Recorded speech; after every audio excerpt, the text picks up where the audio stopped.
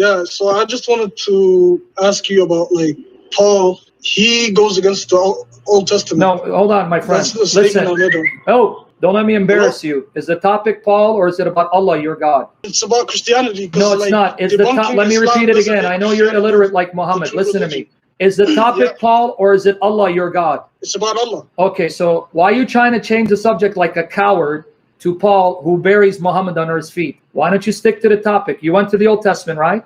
Yeah. Okay, I'm going to show your God, Allah, is Satan, the father of Muhammad, according to the Old Testament. Because you went to the Old Testament, right? Yeah. Okay, according to your Quran, listen. Surah Al-Ma'idah, chapter 5, verse 18. Says, the Jews and the Christians are not the sons of Allah. That's number 1. Chapter 19 of the Quran, Surah Al-Maryam, verses 88 to 93. It says that you are a slave and Allah is your Lord, no more, no less. The Old Testament that you're referring to, in Deuteronomy 14, verse 1, it says the Israelites, Bani Israel, are the sons of God. In Deuteronomy 32, verse 6, this is the Old Testament that you're appealing to. It says, the God of Moses gave birth, begot the Israelites to be his sons and daughters. And then in Exodus 4:22, God says, Israel's my firstborn son. Your Allah in the Quran says, no one is his son. The Jews are not his sons, but the Old Testament says Israel is the son of God. God gave birth to the Israelites to be his sons and daughters. That means the Old Testament shows that your God Allah is a fake. Well, what I would say is the Old Testament is because the Old Testament brought up confusion. That's why you say. Wait, hold on. The child of God. Egan, hold on. Jesus is the son of God. Listen. So listen. Yeah. Didn't you just say Paul contradicts the Old Testament, and now you just said the Old Testament brings up confusion because it shows that Muhammad is the son of the devil? So how is Jesus the son? Like, what does it mean? Don't change the subject. Answer the question. And by the way, Israelites are the son of God. Don't change the subject. Do you agree the Israelites are the sons of God, which your Quran says they are not? That was a statement. That was like a, do you accept it? The word sons. You're not answering me. Do you accept it? Yeah, the Quran contradicts. Say it. The Quran contradicts it. You agree then the Quran contradicts the Old Testament, right? It took away the term sons because the sons can be used. So what was your problem with Paul? Because you said Paul goes against the Old Testament, and you just admit the Quran goes against the Old Testament. So what's your problem? Well, Jesus in the Bible said, "I'm not here to change anything in the Old Testament." And you know that you just proved the Quran is a lie, right?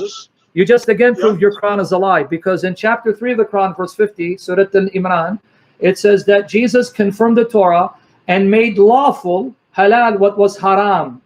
So if you're saying my Bible says Jesus didn't change the Torah, then your prophet Muhammad is a liar, because your prophet said Jesus came and changed many things because he made many things lawful that was haram. So you're saying the Quran is a lie and your prophet is a liar? I'm not here to. No.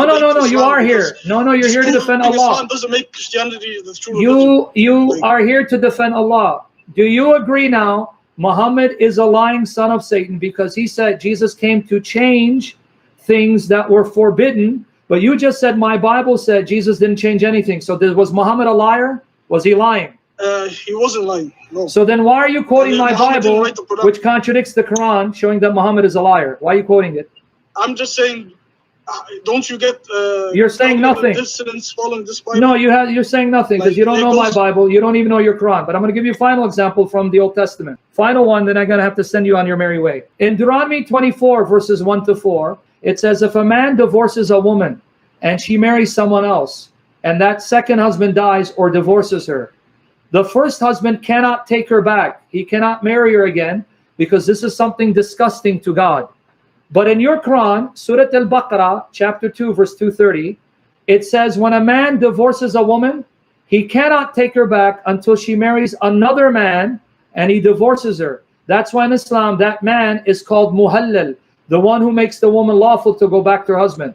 So Deuteronomy says, this is disgusting, this is filthy, this is wicked, what your God Allah said a man can do. So now do you again say Muhammad is disgusting and your God Allah is disgusting for doing something that the Old Testament says is disgusting to do? He doesn't. No, Islam is more like Judaism than Christianity. I just gave you Judaism, Old Testament. You're not listening again. Old Testament, God said, if a man divorces a woman she marries, and that second husband divorces her or dies, she can't go back to the first husband. But your Allah said in chapter 2 of the Quran, Surah Al-Baqarah 2:230, it says that if I divorce a woman, I can't take her back until she marries someone, and that someone sleeps with her and divorces her. So the Quran says that the only way I can take my wife back if she marries and divorces, and the God of Moses, the Old Testament Judaism says that's disgusting.